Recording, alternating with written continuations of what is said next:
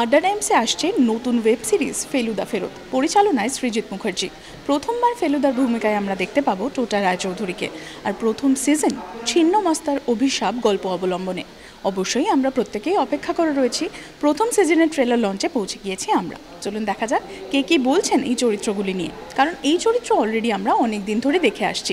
কার কী মত আসুন দেখে নেওয়া যাক। ট্রেলার লঞ্চ অনুষ্ঠানটি সৌমিত্র চট্টোপাধ্যায়কে ডেডিকেট করা হলো। বিশেষ অতিথি হয়ে এলেন সৌরভ গাঙ্গুলি এবং সব্যসাচী চক্রবর্তী। দুজনেই শুভেচ্ছা জানালেন পুরো টিমকে। ডিটেকটিভ ছবির সাথে মানুষের এমনিও মানুষ দেখতে ভালোবাসে, তাই আশা করি এটাও ভালো হবে। ভীষণ ভালো লাগছে, ভীষণ ভালো। আমি দুটো ট্রেলার দেখলাম, দুটোই ভীষণ ভালো এবং ওই ফ্লেভারটাও আছে, যে ওল্ড টাইম ফ্লেভার। কাজেই আমার বিশ্বাস লোকের ভালো লাগবে।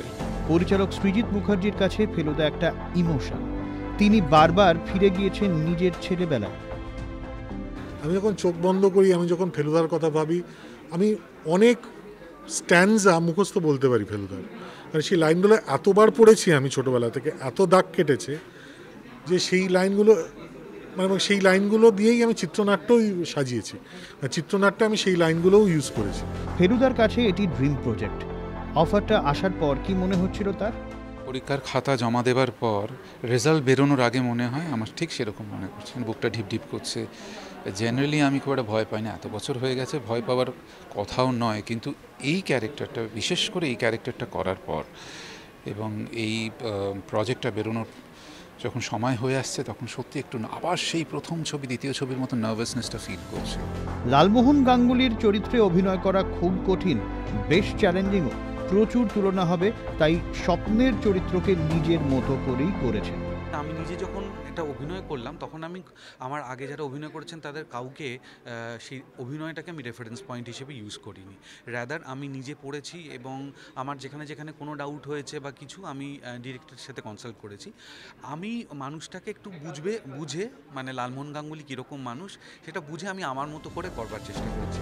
ছবির মিউজিক করা ছিল সবচেয়ে কঠিন। ফেলুদার থিম দর্শকের হৃদয়ে গেঁথে রয়েছে, তাই সেই থিমের স্বাদ রেখেই ছবির গান তৈরি করেছেন জয় সরকার। ফেলুদা থিম সেটাকে অনেকবার অনেকভাবে ইউজ করা হয়েছে, সেটার একটু ছন্দটাকে পাল্টে। আর আরেকটা হচ্ছে যে ওয়েস্টার্ন ক্লাসিক্যালটা ফেলুদার মিউজিকের একটা মূল ভিত্তি, সেটা ভীষণভাবে ছিন্নমস্তার অভিশাপে তো আছেই, সেটা কাঠমান্ডুর ক্ষেত্রেও আছে। ফলে কন্টেম্পোরারি সাউন্ডস্কেপ সেখানে পাওয়া যাবে কিছুটা। ক্রিসমাসের শুরুতেই শুরু হবে প্রথম সেশন ছিন্ন মস্তার অভিশাপের স্ট্রিমিং। ব্যুরো রিপোর্ট, জি 24 ঘন্টা।